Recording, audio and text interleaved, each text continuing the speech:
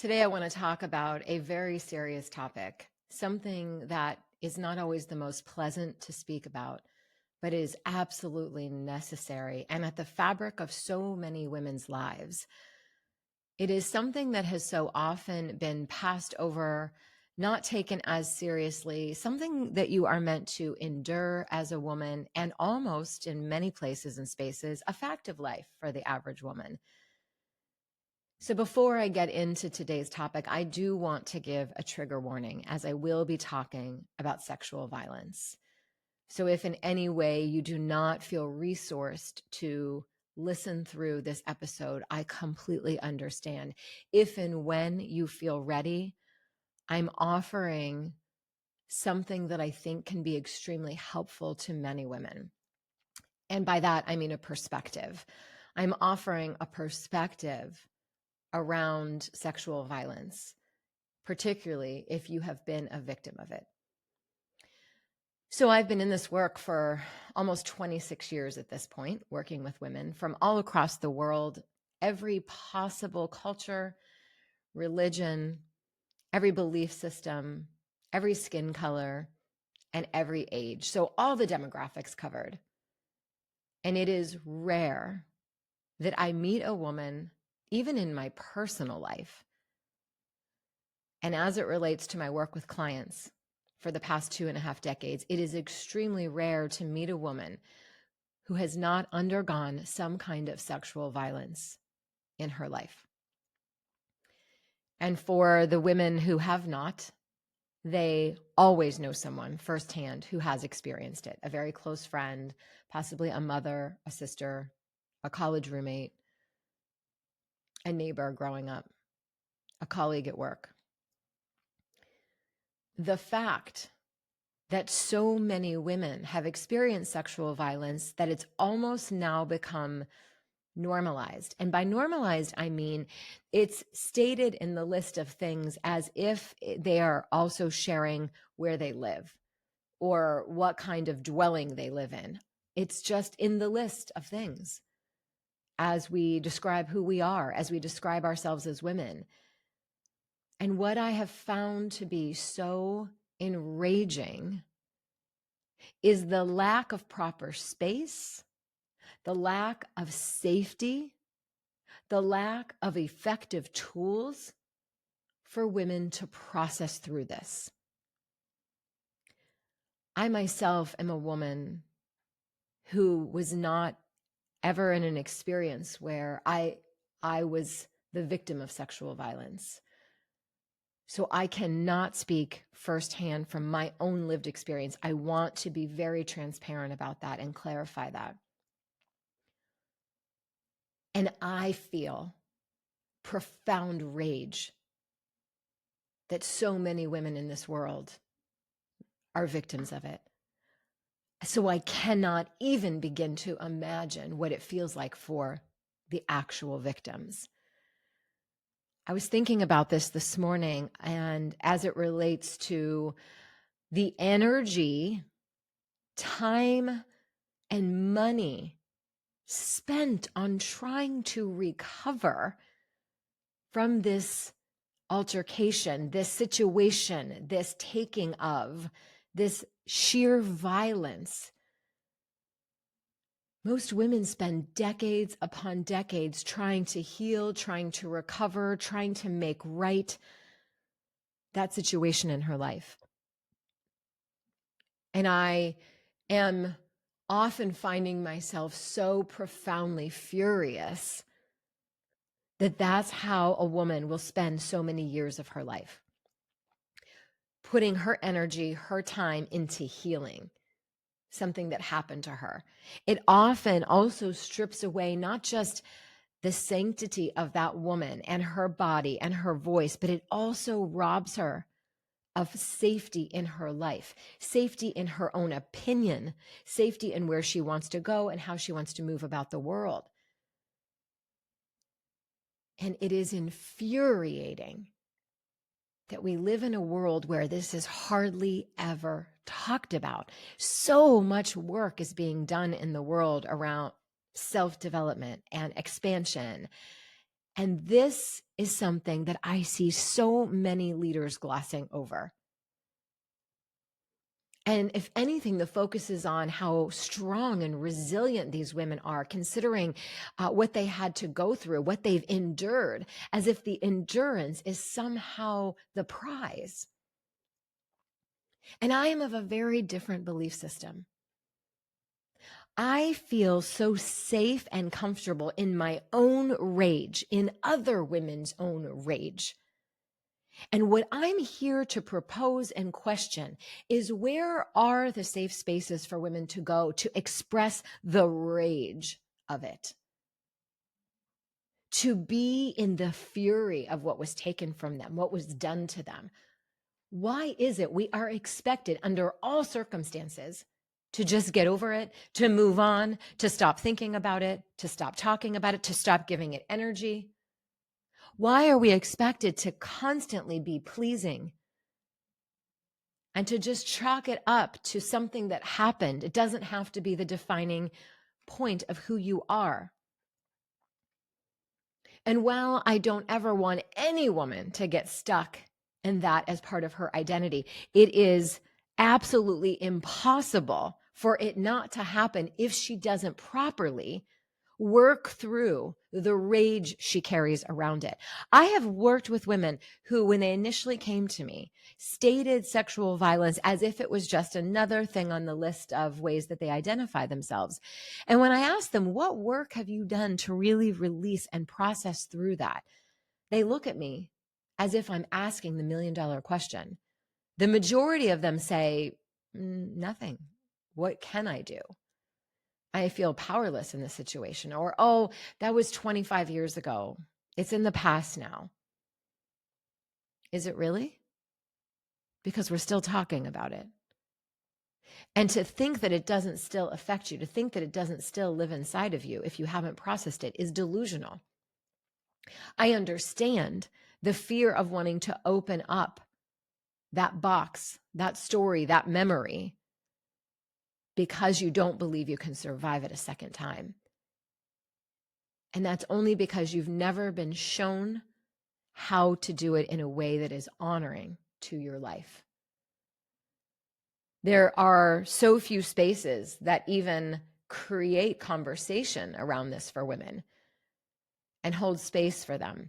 And it's also part of why we always give trigger warnings, is because women are still carrying so much energy around it that we want to give the trigger warning so that they can opt out if they decide to, rather than giving them an opportunity to move through it. We don't provide women safe spaces to move through the rage. We make it her burden, her responsibility. And so what often happens is, at best, she goes to talk therapy, which there is no amount of talk therapy in the world that will ever help you to find closure around this. There's no amount of talk therapy in the world that'll ever help you have a light bulb moment that says, oh, well, that makes sense. You know, that was the piece that I needed to hear to make this better. What actually has to happen is she has to move through the rage and the fury and the anger, if not once or twice or 3 times or 25 times. And through that, release the contaminants, the energetic contaminants that are making her sick, that are making her silent, that are making her fractured, that are making her in the struggle, that are making her dependent on outside forces to cope and function, whether it's alcohol, prescription pills, food, Netflix, pornography, shopping. I want you to hear loud and clear. It is not okay. It is not healthy to normalize sexual violence. It never was. It never will be. And in a world that wants to tell you to get over it, to move on, that was so long ago, is a world that doesn't want you to actually use your voice around this issue. And you may be thinking, I have a life to live. I have so much to do and accomplish. I can't allow myself to even go there. I promise you, it is affecting every single aspect of your daily living, even if you don't consciously recognize that. So it is contaminating everything because you have not processed it. It is incredibly important to commune with that rage. It is sacred, and it needs to be experienced, and it needs to be expressed. And the world who is afraid of women who are angry, in a world that is afraid of a woman who expresses that rage, they will try to tell you that you're crazy. They will try to tell you that that's unnecessary, that that is some kind of cult behavior. They will do everything to silence and shame you. The same system that created sexual violence and took from you will also try to silence you when you express your fury or your rage. You know, it's in part why I cannot tolerate, my nervous system cannot physically tolerate watching movies that have violence of any sort, but particularly as it relates to women and violence against women.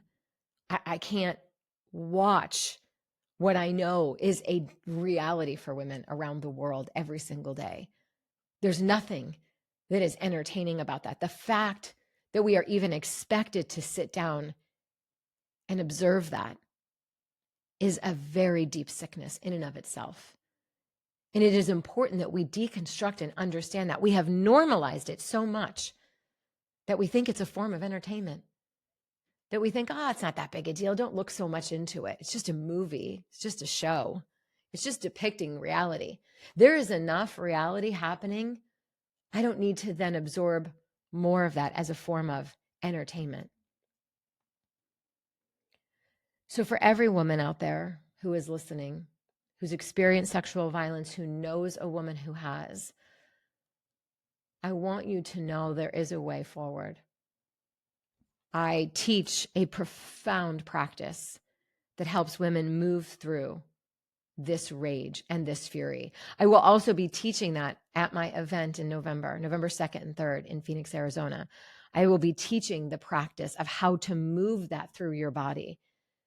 We have to become women who have emotional hygiene practices. In a world that is so violent towards us, we have to be able to stay healthy. We have to be able to stay powerful and energetically strong as women.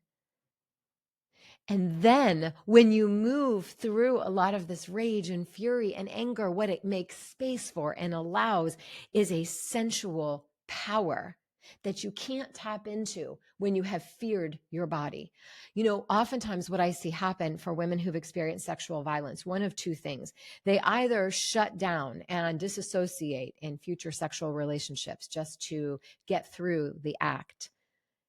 And then the other thing I have seen is women become hypersexual as another way to feel powerful in those situations, but not from a deep place of desire or integrated sensuality. So the typical situation for a woman is one of those two. And once you understand how to work through the rage and the fury as it relates to the trauma you've experienced, you then are able to, and something I teach as well, is then how to harness your sensual power, the thing that someone tried to take away from you, which was never meant to be taken, which was always yours, and the gift that you give if you so choose to. I then teach women how to harness that sensual power within them, because that is actually part 2 to healing. We do the rage release. We reclaim the sensuality as an internal force, not something to be given unless we so desire it.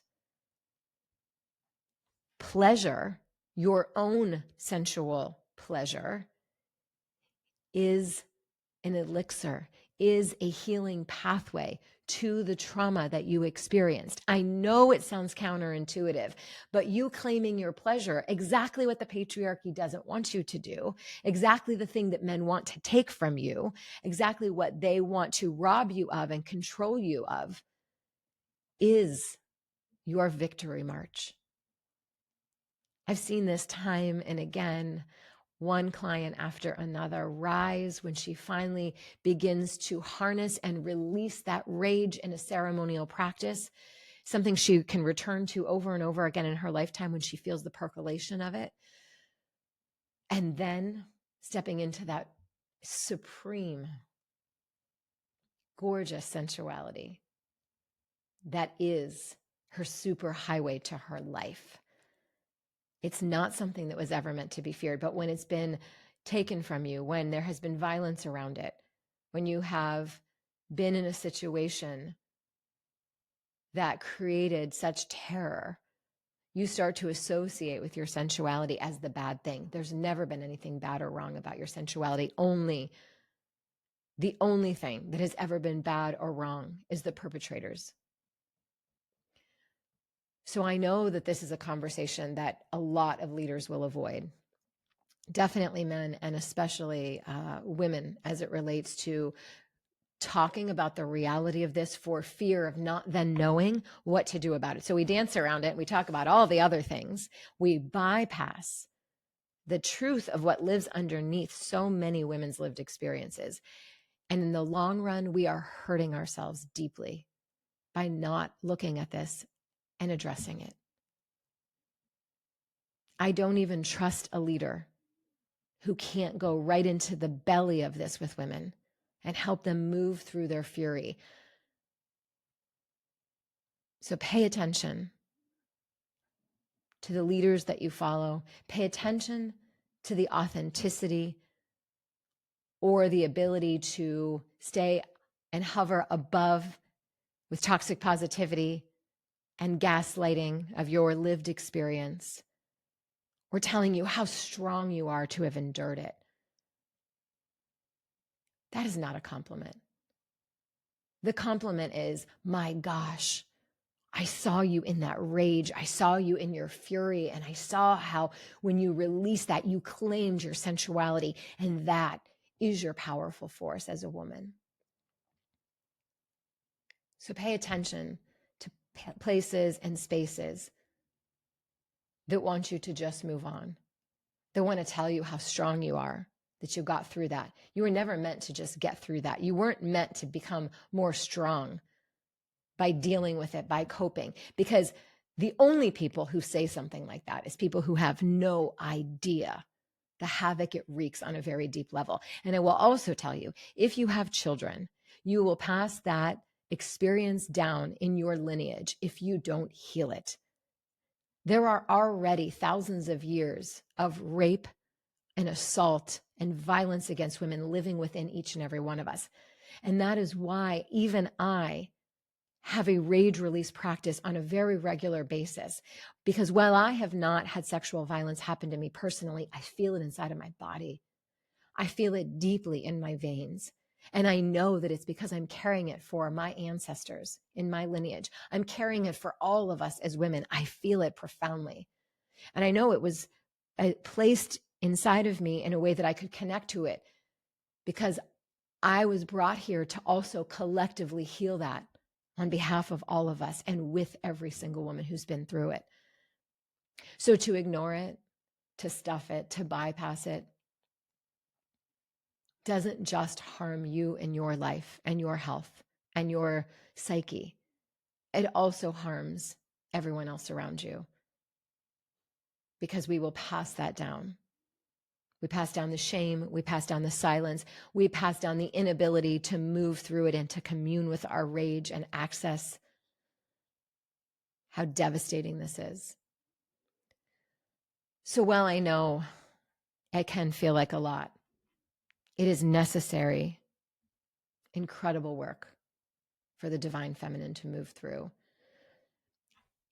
In my mastermind spaces, I walk women through different archetypes. And one of them is that Kali energy, that energy of the woman who burns it all down so that she's standing there in the field where she has burnt down all of the lies, all that has happened to her, so she can see clearly and she can build anew in a way that resonates with her, in a way that feels deeply nourishing and profoundly beautiful, not in the way that she's been trying to move through all of these fields that have been cutting her and harming her. that she never even chose, that she never even wanted. So she has to burn it down. So then she can, with all of her creative force inside of her, create a new way for her life, a new narrative for her lineage. I realize this is a tall order, but I assure you it is a necessary one. It will free you from the enslavement that you may not even be conscious to that you are living in your life right now.